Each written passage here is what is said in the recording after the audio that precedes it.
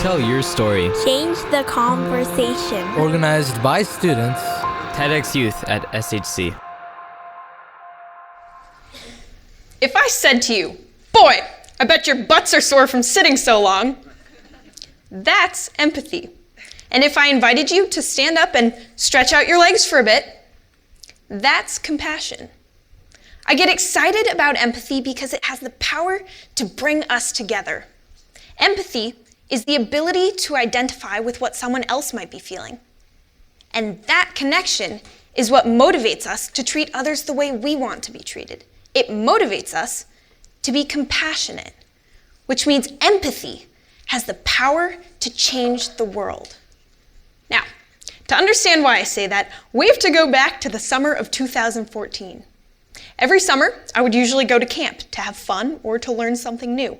But that summer, I hadn't signed up in time. So my plan was to just veg out for 3 months. Well, unfortunately, my mom said, "Audrey, vegging is not an activity.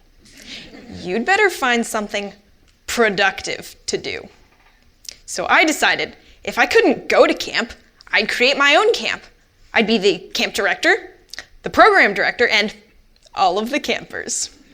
Now, the program offered unique and random experiences that would be fun or adventurous to try. My Camp for Random Experiences lasted 30 days, and each day was different. Like, one day, I decided to eat only carrots. Another day, I decided to go barefoot. Well, Barefoot Day happened to coincide with the day my family and I went to visit a goat farm. And let me tell you, trudging through that muck, let's just say, since that experience, I have never appreciated shoes more. So, in August, I planned an experience designed to show me what it's like to go through life in a wheelchair. I needed help with this one, so I went to my mom again and I said, "Hey Mom, can I have a wheelchair so I can go to the mall and get some stuff?" And she had said yes to my crazy requests all summer. So when I asked her for a wheelchair, all she said was, "You want a what?" Okay, I'll see if we can borrow one. And when I finally convinced my cousin to push me around at the mall all day, we were set. And I was super excited. Until we rolled through the mall doors and something terrible happened. I completely disappeared. Suddenly, people were talking slowly or loudly to me, as if I had a hearing problem. Salespeople talked over me to my cousin, assuming I couldn't make my own decisions. I thought, is this how all people in wheelchairs feel? Like others see them for their disability and not for who they are as a person? I never would have known how hard it is to go through life treated that way if I hadn't put myself in a wheelchair. And that day, I vowed I'd never treat anyone the way I had been treated. The next summer, I went to the Dominican Republic on a service trip where I experienced real hardship.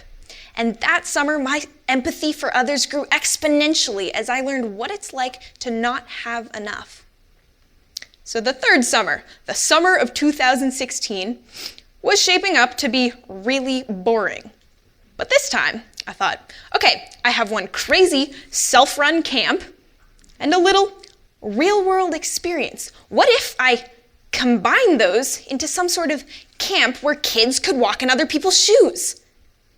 And that's how Project Empathy started.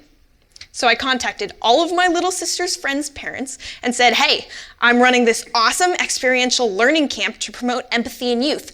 Would you like to sign your kids up?" And I quickly got 15 campers, most of them around 11 years old. So within a few weeks, Project Empathy was off and running. The camp was 4 days long, with a 4 to 5 hour block on each day that concentrated on one specific experience. For example, one day, the group put on eye patches so they couldn't see. Another day, I put the campers to work for pitiful wages. The day that probably made the biggest impression on kids was the day they learned what it's like to live in a drought-stricken area. So at the beginning of each of these days, I told kids to write down how they thought they would feel as they did the activity. And then at the end of the simulation, they'd write down how they actually felt. On Visual Impairment Day, Anna thought she would feel helpless, but she actually trusted her guide and didn't feel lonely. On Poverty Day, Sophia thought she probably wouldn't have enough money to buy everything she wanted at the store, but she wrote how hard it was to choose just the things she needed.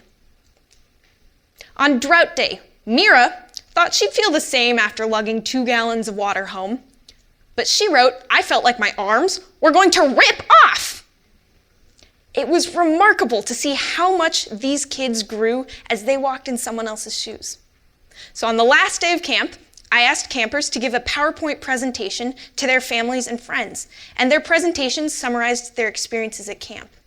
Their insights inspired everyone, and my personal favorite came from a boy named Alvaro, who said, "I think empathy is important because it gives you a reason to help others."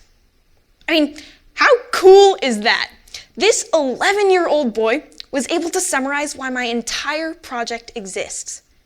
Because empathy gives you a reason to help others. It helps you develop the compassion to help others.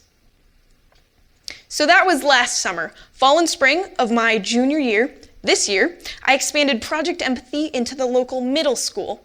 My high school peers and I from the Camp Alindo Interact Club ran experiential learning stations for the 8th grade leadership class. And then we taught them how to run their own workshops for the entire 6th grade. Even with these small steps I've taken, I can see how empathy has a snowball effect. One person can have empathy for many people, inspiring many more to be empathetic.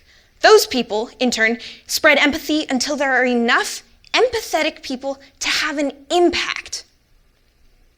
When people recognize the common humanity between others in their own communities, they can create small-scale change, acts of compassion, like volunteering at a homeless shelter, participating in a canned food drive. When there's a greater swell of empathy, people recognize the common humanity between others that can extend beyond just communities to around the globe. During the Universal March to support women in January, among their ranks were men. They marched to show solidarity, and that was an act of compassion driven by empathy. We live in a time of division and rapidly growing hate where acts of terrorism and closing of boundaries are real threats. When we become aware of the lives and the feelings of others, our empathy grows. We're inspired to treat others with compassion, compassion that can extend beyond summer camps, beyond classrooms. More empathy can lead to universal tolerance. No more walls. Fewer wars. Former President Obama said, learning to stand in someone else's shoes, to see through their eyes, that's how peace begins. And it's up to you to make that happen. 4 years ago, when my mom told me to find something productive to do, I came up with my Camp for Random Experiences. Today, I'm bringing empathy workshops into schools, and there's nothing random about that. And in these past 4 years, I've learned a lot about empathy and how it has the power to unite us and make us more compassionate. I have more to learn and more to do, and I don't know where my empathy workshops will lead me. But wherever they take me, I promise you, and my mom, I'll find something productive to do. Thank you.